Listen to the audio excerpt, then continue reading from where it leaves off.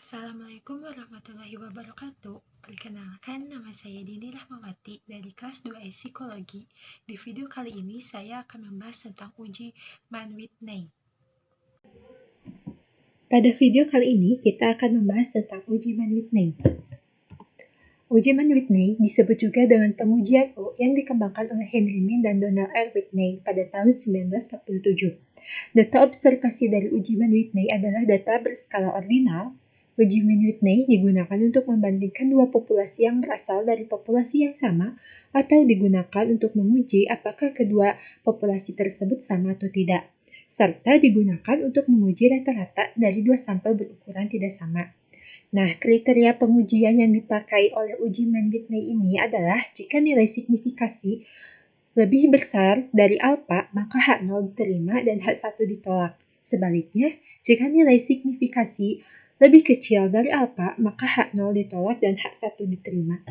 Nah, di sini ada kriteria uji Mann-Whitney. Kriteria yang pertama itu, jika sampel berukuran kecil kurang dari 20, bisa menggunakan rumus seperti ini, di mana R1 sama dengan jumlah peringkat pada kelompok sampel pertama, R2 sama dengan jumlah peringkat pada kelompok sampel kedua. Dengan kriteria uji untuk menolak H0-nya adalah H0 ditolak jika U hitung kurang dari U tabel, dengan nilai U tabel diperoleh dari tabel Mann-Whitney. Dan H1 diterima jika U hitung lebih besar dari U tabel, dengan nilai U tabel diperoleh dari tabel Mann-Whitney. Nah, kriteria uji yang kedua yaitu jika sampel berukuran besar lebih dari 20. Maka bisa menggunakan rumus seperti ini, yang dimana N1 sama dengan ukuran sampel ke-1 dan N2 sama dengan ukuran sampel kedua. Dengan kriteria uji untuk menolak H0-nya adalah H0 ditolak jika Z hitung lebih kecil dari Z tabel, dengan nilai Z tabel diperoleh dari tabel distribusi normal. Dan H1 diterima jika Z hitung lebih besar dari Z tabel, dengan nilai Z tabel diperoleh dari tabel distribusi normal. Nah, di sini ada contoh kasus. Yang pertama itu, jika ingin diteliti apakah volume penjualan tahunan yang dicapai salesman yang tidak berpendidikan akademis berbeda dengan volume yang dicapai oleh salesman yang berpendidikan akademis. Diambil sampel random sebanyak 10 salesman yang tidak berpendidikan akademis dan 23 salesman yang berpendidikan akademis. Dua grup tersebut dipisahkan sebagai grup A, tidak berpendidikan akademis, dan grup B, berpendidikan akademis. Data ditunjukkan sebagai berikut. Nah, di sini kita akan mencoba menganalisisnya menggunakan aplikasi SPSS.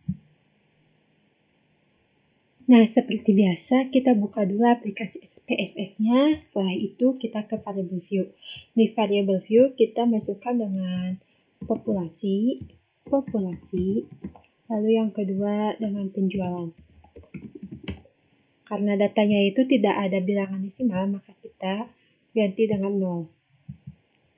Di label kita tuliskan dengan populasi salesman. Di value-nya kita tuliskan untuk 1 untuk tidak berpendidikan akademis,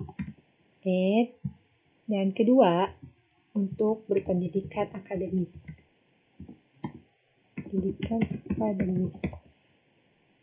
Dan oke. Nah, di measure-nya kita tulis nominal, terus yang kedua scale. Lalu setelah itu kita ke data view. Di data view kita masukkan data-datanya, kita inputkan semuanya. Nah, di uji Mann-Whitney ini, jadi semua datanya itu disatukan seperti ini. Dituliskan, jadi maksud dari angka 1 itu untuk populasi yang tidak berasal dari akademis. Nah, kalau angka 2 itu berarti populasi yang berasal dari pendidikan akademis. Nah, lalu setelah datanya diinput, kita ke analyze, lalu ke non-parametric test, lalu ke legality dialogs, lalu ke two independent sample. Setelah itu, penjualannya ke sini. Nah, ke test variable listkan, lalu populasi salesman-nya ke grouping variable. Setelah itu, pilih define groups, tuliskan angka 1 untuk grup 1 dan angka 2 untuk grup 2. Lalu setelah itu continue dan oke. Nah, nanti muncul deh hasilnya seperti ini. Nah, setelah tadi kita telah mengerjakan di SPSS-nya, sekarang kita analisis. Nah, Hipotesis statistiknya itu H0 sama dengan rata-rata volume penjualan tahunan yang dicapai salesman yang tidak berpendidikan akademis sama dengan volume penjualan yang dicapai oleh salesman yang berpendidikan akademis. Dan H1-nya itu rata-rata volume penjualan tahunan yang dicapai salesman yang tidak berpendidikan akademis berbeda dengan volume penjualan yang dicapai oleh salesman yang berpendidikan akademis. Dan nilai alfanya itu 5%. Nah, statistik ujinya itu 0,001. Nah, itu tuh dilihat dari mana? Nah, dilihat dari nilai signifikannya. Nih, 0,01. Nah, ini tuh sebenarnya ada kata titik kan?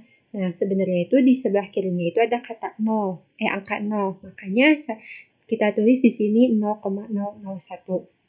Setelah itu, kriteria ujinya H0 ditolak jika p-value kurang dari alfa, dan H1 diterima jika p-value lebih dari alfa.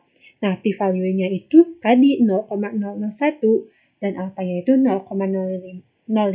Nah, maka dapat disimpulkan bahwa 0,001 itu lebih kecil dari 0,05 dan dinyatakan H0 ditolak. Jadi, kesimpulannya itu, berdasarkan hasil tersebut, maka dapat disimpulkan bahwa rata-rata volume penjualan tahunan yang dicapai salesman yang tidak berpendidikan akademis berbeda dengan volume penjualan yang dicapai oleh salesman yang berpendidikan akademis.